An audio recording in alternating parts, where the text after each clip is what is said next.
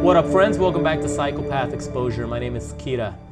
I'm at the Shinra building today, and I wanted to make a video before I continue on my mission. I wanted to talk about probably one of the hardest things that you guys will ever be faced with when you're entangled with a psychopath or a narcissist or someone with narcissist personality disorder. Even a borderline personality, I was going to say Natalie, but it's not Natalie, it's personality. Anyway, I would have normally cut that video, but I don't care. I just want to move forward like y'all should be doing too. Wanted to talk about the narcissist discard. If you've been discarded by a psychopath or narcissist, then you know exactly what I'm talking about.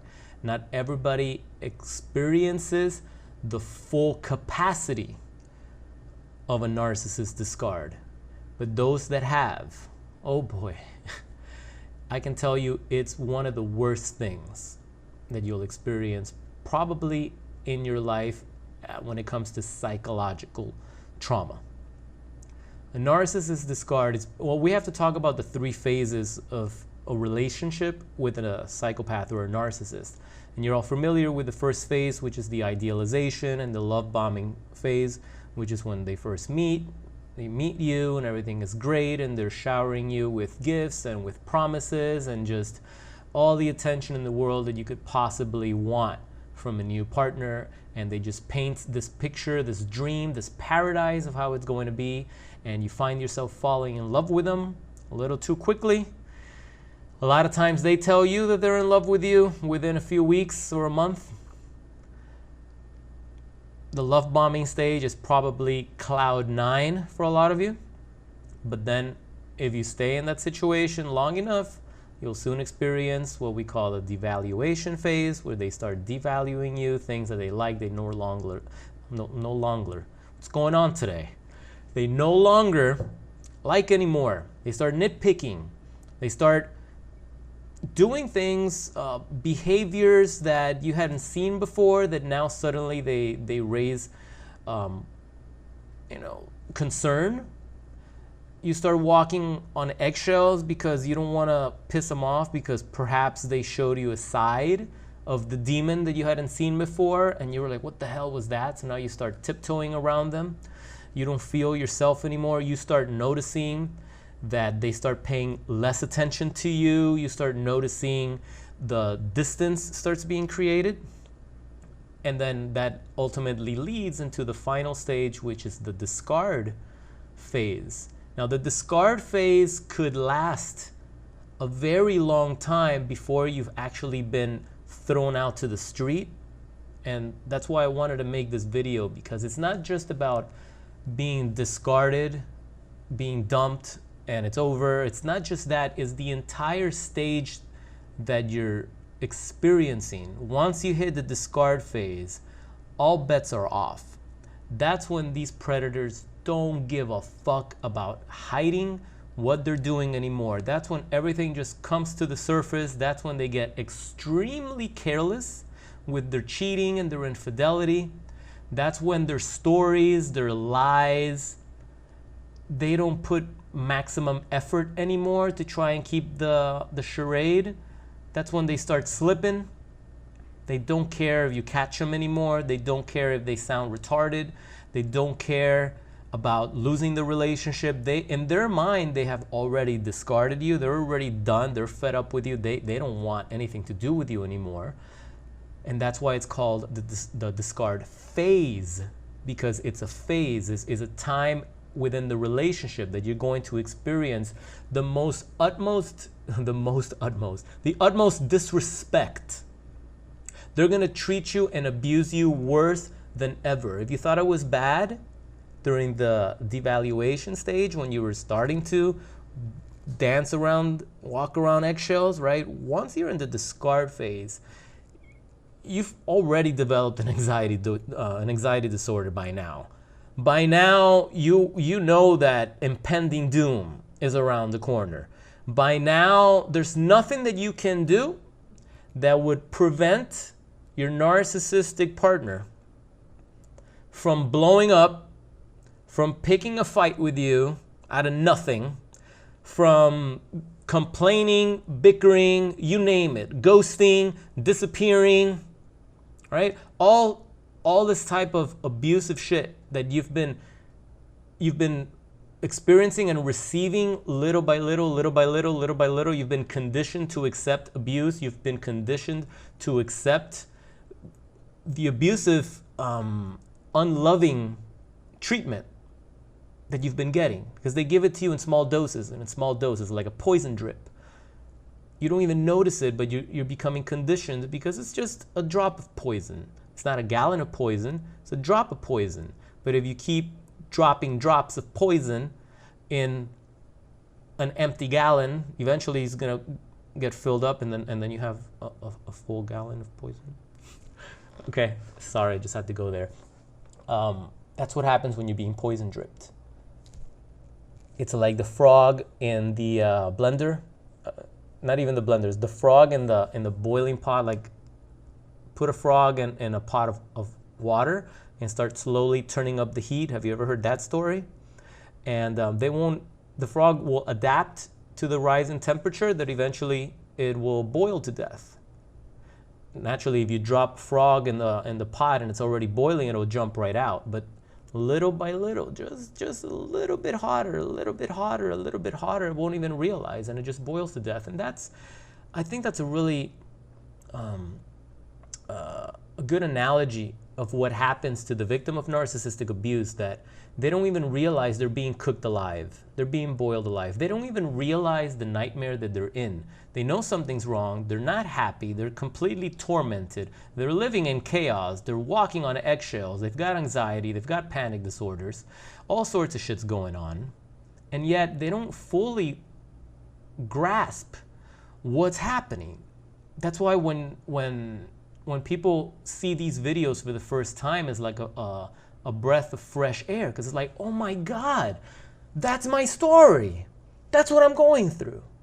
That's why many of you feel that I'm talking directly to you or speaking directly to you, because the patterns are exactly the same. They're textbook.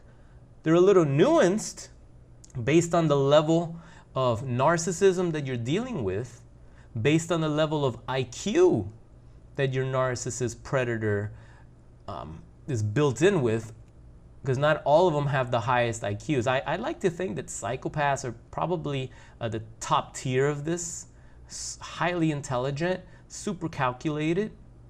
But people with narcissistic disorder and borderlines, not all of them are very smart. They're not all of them are the best liars.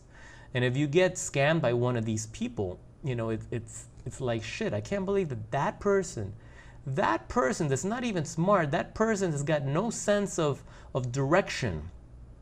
How did they manage to get me so invested in them, right? You start to wonder, as you come out of this, as you start coming out of this on the other side, then you realize, wait, this person wasn't even that great to begin with.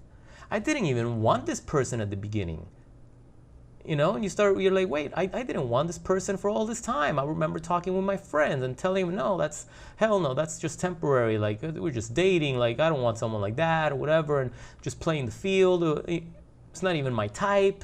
I've heard all sorts of excuses. Well, not even excuses, just all sorts of stories from people that at the end they realize that they're like, that person, like, I wasn't even attracted to that person. That person was so not my type. Like, how did I end up here? Well, that's for another video, and it's definitely important to realize how you ended up there. But one of the main reasons why you ended up there is because of what these disordered individuals are able to do to your psyche.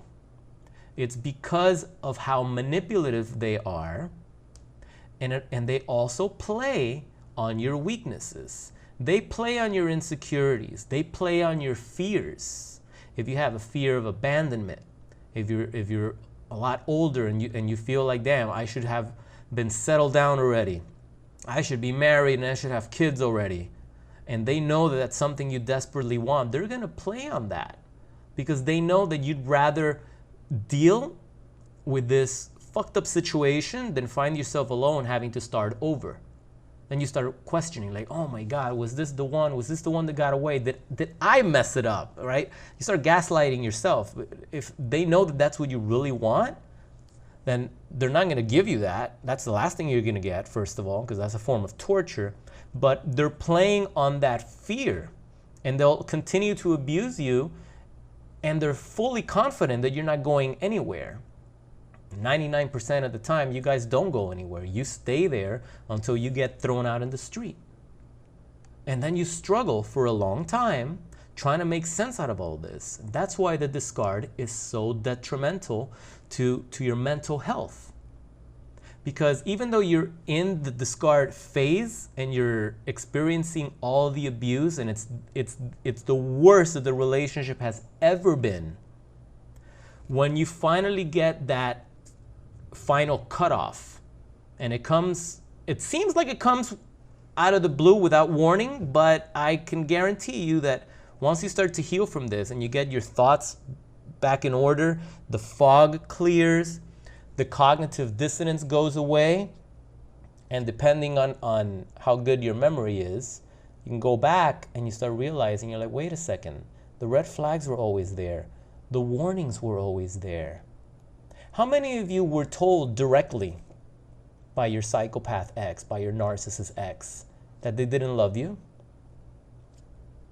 If it happened to you, drop a like on the video right now, or just share a comment right now. Just say, I, like Tony Robbins liked to say. Has this happened to you before? Say I, right? I was just working with a survivor earlier this week, and she told me, quote, verbatim, that her psychopath abuser, when they finally met, because it was an online thing, and when they finally met, this person told her, I have never loved you. I do not love you. I do not have the ability of falling in love. He said that to her, and she asked me to quote him. I got her blessings to share this. I won't share more about that entanglement, but I will share that quote. And then when she started losing her mind over it and started crying, started getting hysterical like any human being would get when your romantic partner fucking tells you some sick shit like that. Now, what does a psychopath say? Oh, come on, I was just kidding. That was a joke. All right, motherfucker, you're not a fucking comedian. That's a terrible joke. Like, you should quit comedy. If you have any aspirations of being stand-up comic, quit right now. Let go of that dream, because that is not funny. That's not fun or funny. But they do that shit, and that's another form of gaslighting. They tell you what they are, so pay attention. A lot of these monsters tell you exactly what they are and what they're going to do to you. But you're not listening. Then they just tell you they're kidding. And they'll just flip it. Now you don't know what's going on. See? Cognitive dissonance. They've planted the seed. But how many of you have experienced this already? How many times did your narcissist or your psychopath tell you ahead of time that they didn't really love you? How many of you were cheated on and took them back?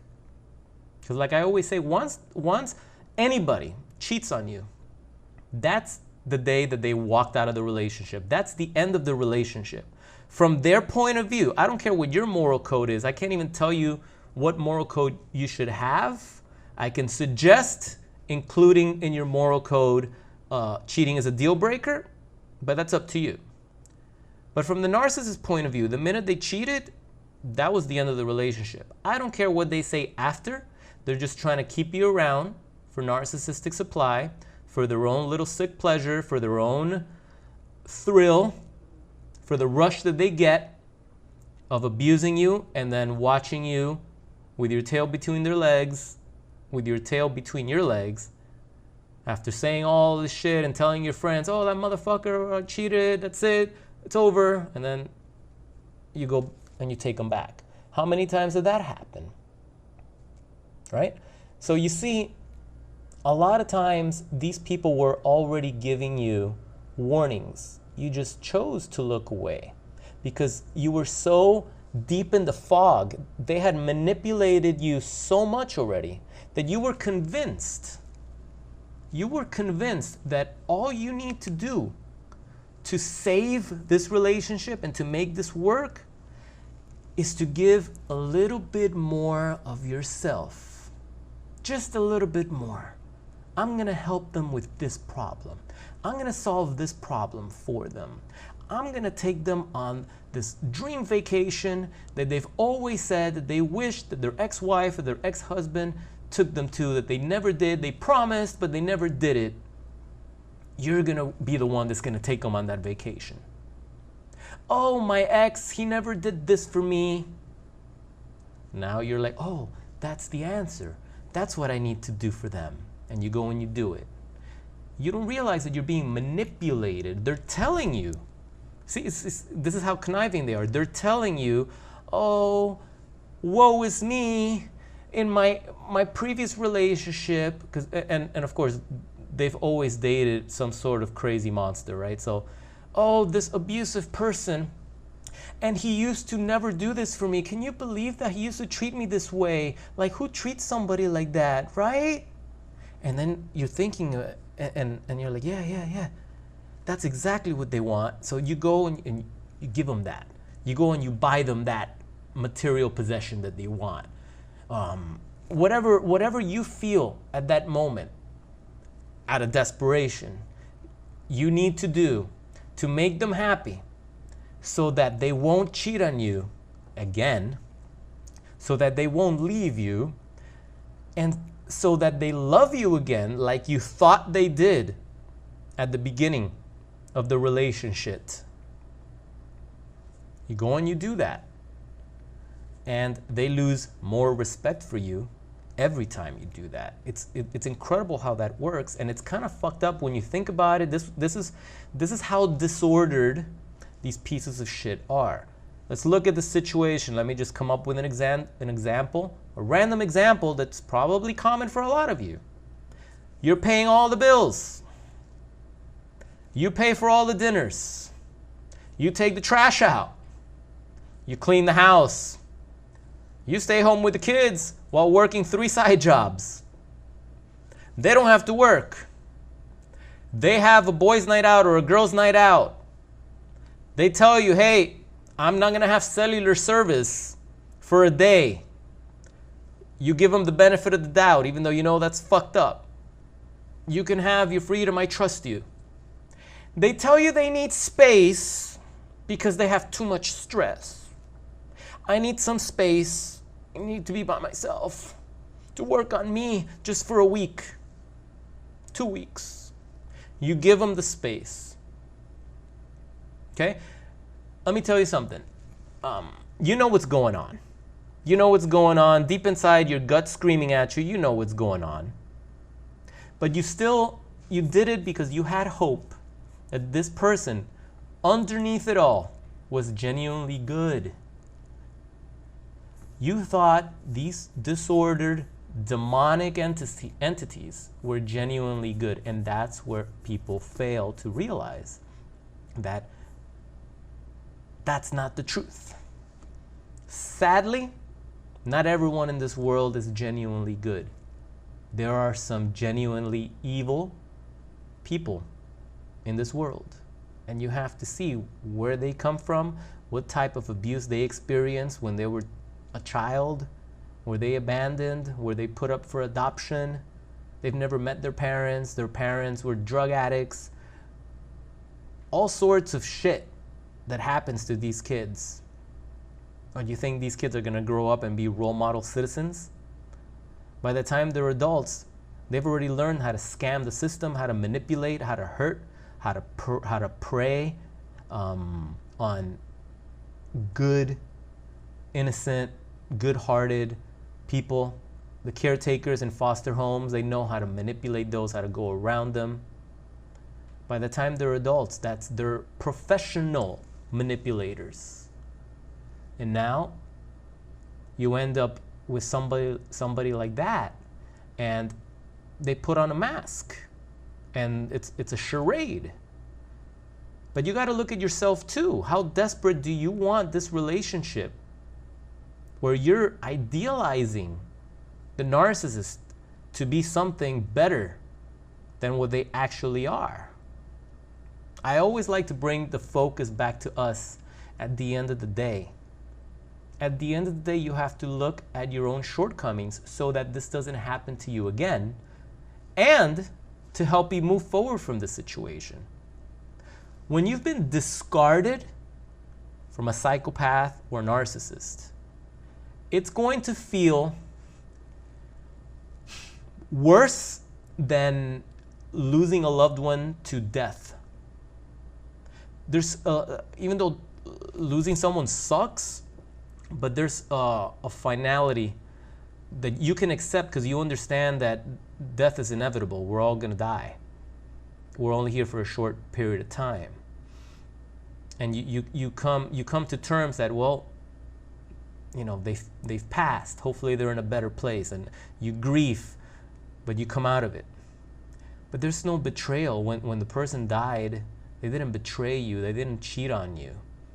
They didn't go off with someone else and dodged your phone calls while you were home going nuts, calling them, trying to get answers, right? That's why it feels like if they have died, because you've lost all communication, all contact with them, but you know they're not dead. That's the thing. They haven't moved on to a different realm, to a better place, right? Their soul hasn't moved on to heaven or whatever you believe.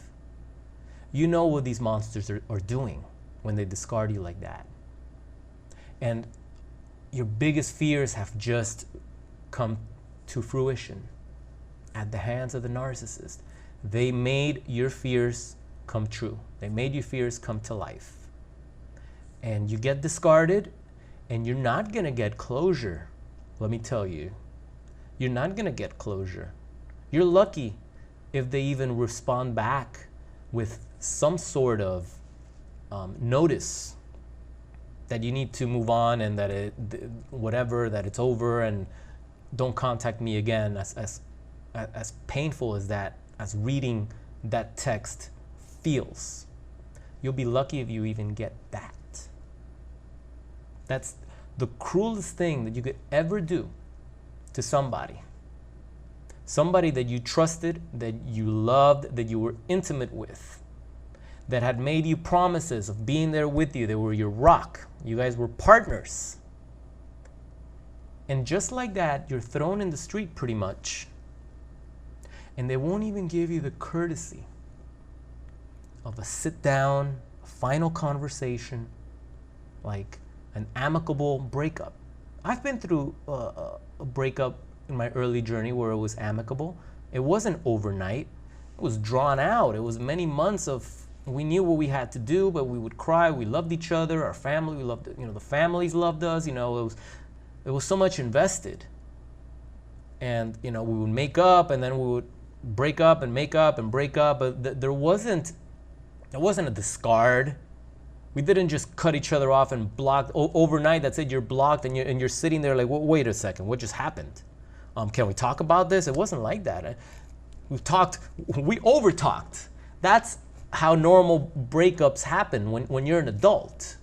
That's how normal breakups happen. But remember, these narcissists, they have a disorder. They are not human like you and I.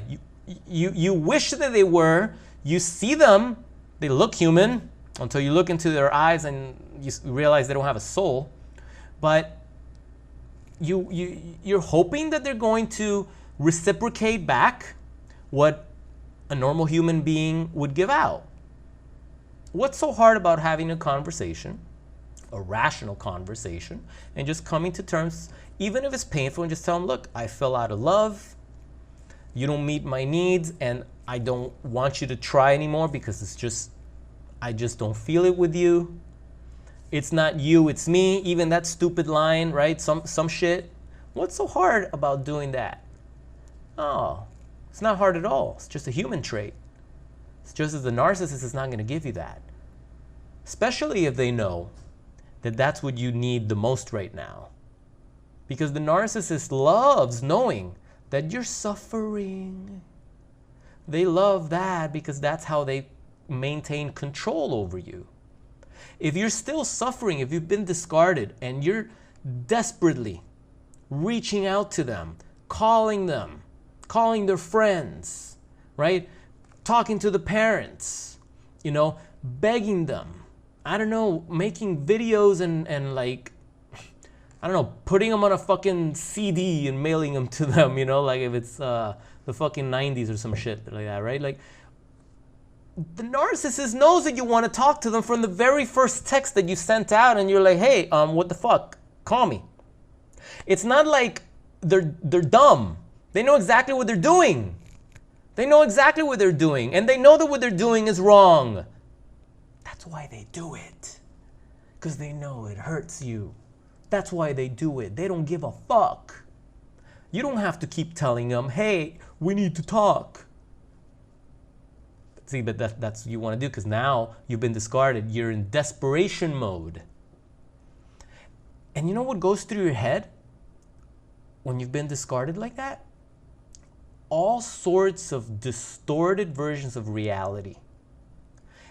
The pain, it's not just in your heart or in your gut, but it's in your head, because it's a psychological bomb, pretty much, that has been thrown at you.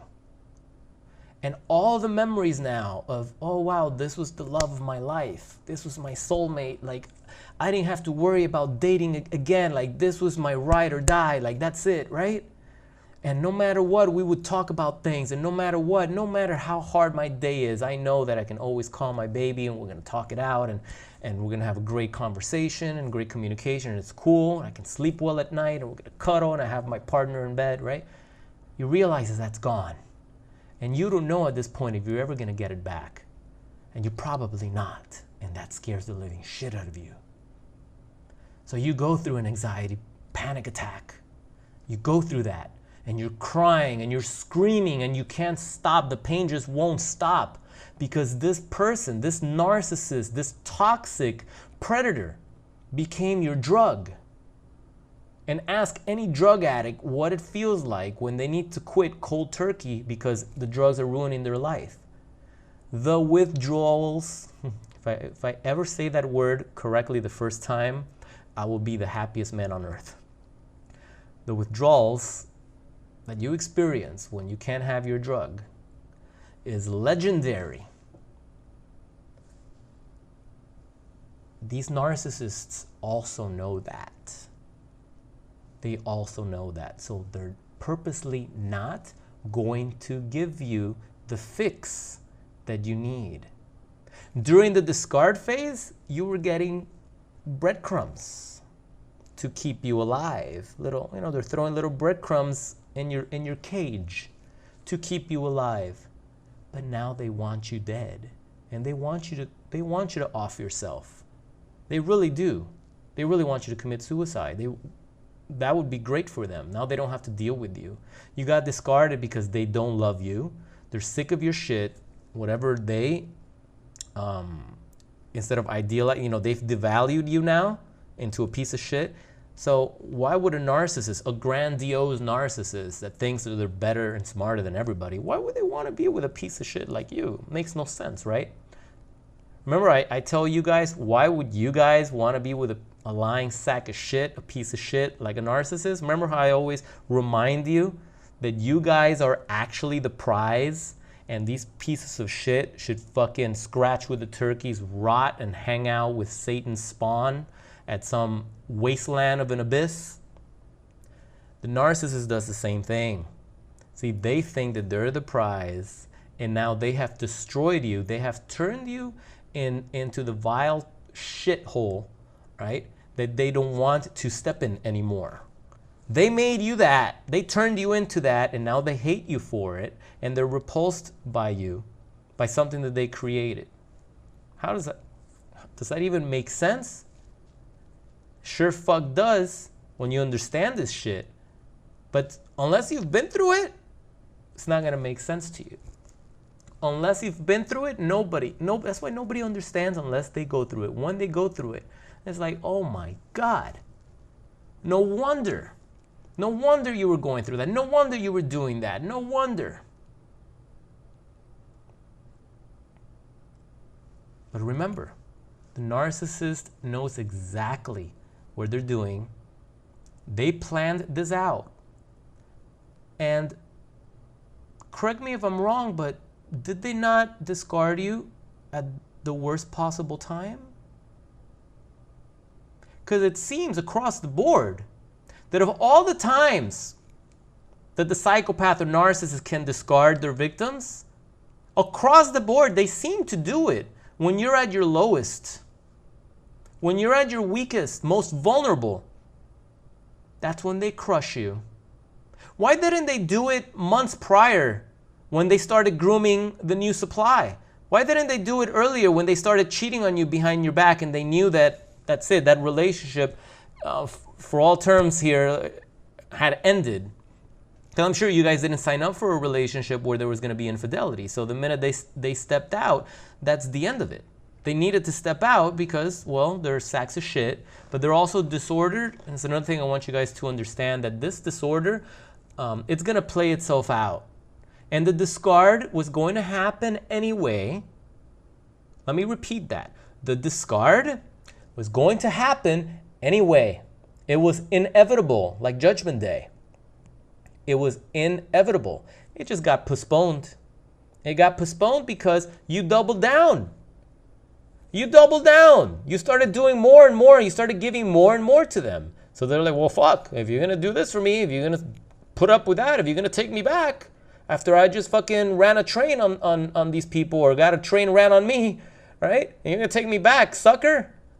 I guess I'll stay for a little bit longer and destroy you some more. But it's inevitable.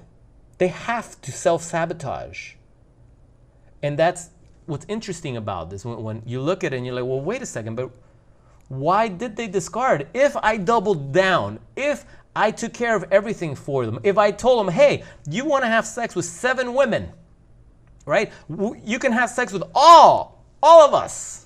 This is for the ladies out there, right? 7 women, 7 naked women in your bed. You can do what you want with all of us, right, at the same time. And I'll pay for your bills and I'll do your laundry. You don't have to work. I'll take care of your fucking kids. I'll do whatever. What a great deal, right? Who would walk away from that? And yet, the narcissist will find a way to sabotage that because they can never be happy. They have to fulfill the self-fulfilling prophecy, right, of their disorder. They have to fulfill it. And they're always going to be in this loop. For those that feel that, oh, the narcissist is happy now because now they went with the new supply and the new supply is younger and prettier and she's hotter and yada, yada, yada. You got a lot to learn, grasshopper. That shit ain't gonna work out either. But it shouldn't matter to you. It doesn't matter to you. You're not gonna get any type of validation, vindication, whatever vacations you want, vacations. You're not going to get anything out of the knowledge that their future relationship or relationships shits fell apart, because that is not going to bring back the person you fell in love with at the beginning. That's not going to undo the damage, the psychological damage and the trauma that you have endured at the hands of this disordered, narcissistic predator. It's not going to undo it. So that's why when I tell you, stop stalking the social media of the new supply or the exes and shit like that, because there's nothing that you're going to see that's going to help you heal, and there's nothing that you're going to see that's going to validate you. You think it is, but it's not. I promise you, the minute you see this, like, oh shit, they broke up with them. I guess they got fucked again. You still have trauma. You still went through this shit, and God forbid you now get a little hope that the narcissist is going to come back and you're going to give it one more shot.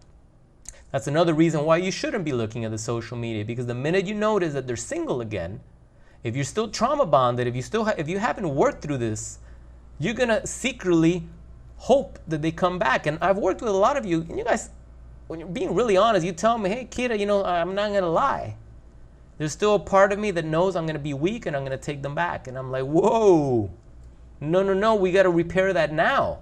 You have to make a commitment that no matter what, for the rest of your life, even if they're the last person in the planet and you're stuck with them in an island in fucking paradis, right? You're not gonna lay a finger with them. I wouldn't touch my exes with a 10-foot pole. Okay? Not with a 10-foot pole.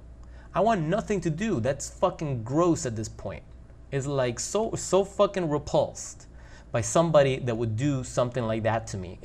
There's no chance in hell that I would ever lay a finger on any of my exes, not even the non-psychopaths. I wouldn't lay a finger on them. It's a commitment that you make to help you move forward. Otherwise, you're stuck looking backwards. You're stuck in the past. Time moves forward. If you're looking back, you're gonna feel a lot of pain. Only pain that you're gonna find looking backwards. The present's gonna smack you in the head because you gotta watch where you're going. Feel me? So yeah, look, I get it. That discard is probably one of the worst things you're ever gonna go through. There's no doubt about that. But you have to stop doing the things that the narcissist is expecting you to do, because you're just falling into their little trap.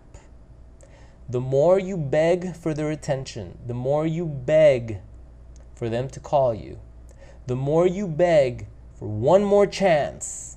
I'll do anything. Please, let's just work it out. I love you. I love you. How could you do this to me? Don't you understand that I love you? How could you do this to me? I'll be better. I'll change. Listen to you. Or listen to me, because I was just making a mockery, right? The more you do that, the stronger the narcissist gets. You're doing the things that feeds the monster. You're keeping the monster alive. That's what they feed on. That's narcissistic supply to the narcissist. You know what you got to do, whether you feel like it or not? And this is across the board. Anybody that ever blocks you, family member, decides to just fucking block you, that's a sign of war. In 2022 especially, you block someone in this fucking cyber society, that's an act of war. Because you don't got to block someone. Why do you got to block someone? You don't want to talk to them, and don't text them. You don't want to respond to them, don't respond. You know, respond when you can, when you want to, when you feel like it. No one says you have to respond right away, right? But when someone just blocks you, it means that it's like they want to cut off all lines of communication. And when it's for no reason, it's like, oh shit, like what? Oh, then go fuck yourself. So you have to treat this narcissistic discard as a betrayal, because that's exactly what it is a betrayal. Who the fuck does that to another human being? Who? Would you do that? Would you do that to your partner? Just discard them like if they're yesterday's trash and not talk to them and not help them get back on their feet, or and not have an amicable conversation, and like if they still have shit in your house, well, you're not gonna return the stuff. You're not gonna what if you have a dog or a cat? Like, who gets the dog? Like, you can't just close your doors like that. That's so fucking cruel. Who does that? That is a fucking betrayal. Stop looking at it or calling it for what it's not. It's a goddamn betrayal. They betrayed you. Look at it as a betrayal. Block them back. Block them back. That's what you do. Even though they're never gonna call you, but just in case one day they decide to unblock you because shit, you know, the grass ain't greener on the other side, and now they want to see how you're doing, and like, oh shit, this person blocked me. They blocked me. Yeah, that's right, they did. Blocked you and moved on. You don't even exist. You don't even exist. That's right. That's what you gotta do. And I know it hurts.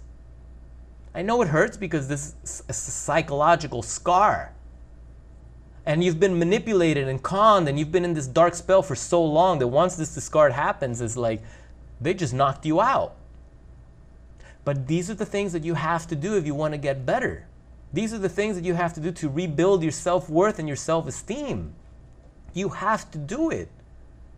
What are you going to do? Just continue rotting away with the idea of this idealized version of your angel, of your soulmate, returning to you and making you feel better and giving you back your source energy that they took from you?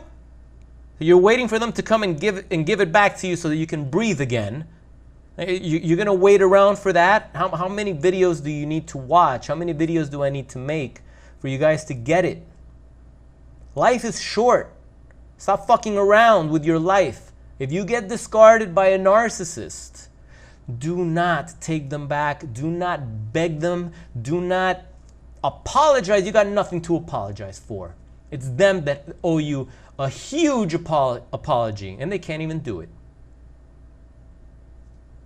Now, I know I've been ranting for a long time, so I'm going to stop because I think I've said enough for now. Please please think about what I just said. It's a betrayal. Narcissist discard equals betrayal. That's the end of it. The faster you can accept that, and the faster you can block them and move forward, the faster you can start recovering and healing, working through the trauma, rebuilding your life, rewiring the triggers. But until you're in a position of victimhood, while you're still bleeding to death, hoping that they're going to return your call at some point, or finally show up on their knees begging to take, for your forgiveness. If you're still waiting for that day, it's not going to come. Nothing's going to change. You think you're getting better, but you're not. You think you are, because time heals wounds. So over time, by universal law, you have to feel better. But that's not where you want to really be. You want to be where you were before and even higher, to greater lengths, because this happened for you, not to you. There's a lot to be learned here. This situation, when you come out of the other side, you're going to be stronger than ever, and nothing will scare you. But the choice is yours. Remember, the narcissist is doing this to punish you and to hurt you because they did not love you. It was a scam. There may be others that they may have actually liked or loved, their version of love. Maybe, who knows, probably bullshit. But when they treat you in this disrespectful manner, love never existed, especially if you were good to them. Especially if you were good to them. All right? That's all I got for today. Thanks for watching the long video. If you have any questions or any topics you'd like me to cover, drop a comment below, and I'll do the best I can to record something for you as soon as I have time. In the meantime, if you'd like to work directly with me, to work through the traumas, to help get you back on your feet after a narcissistic discard, reach out to me. I have a link below in the description. I have a coaching program where we can work one-on-one privately over Zoom, and I can help you guys realize what's going on, help you get clarity on the situation, clarity on exactly what your narcissist ex did to you, and how to get back on your feet and how to move forward from this ridiculous nightmare. So feel free, reach out, see if we're a good fit for each other. I would love to work with you. And if you haven't downloaded my free ebook on the 5 steps of going no contact with a psychopath narcissist, I also have a link below in the description where you can download that so you can understand what you need to do to block these people out of your life, especially if you've been discarded. That's when you really need to block them straight across the board. Make sure they never come back. Because in this weakened state, in this vulnerable state that they left you in, all you want is their return. All you crave is their presence. That's your lifeline. Right? And that lifeline is in the narcissist's hands. That's not a safe place for your lifeline to be at. You need to take back control. You need to take back your life. Rebuild your energy.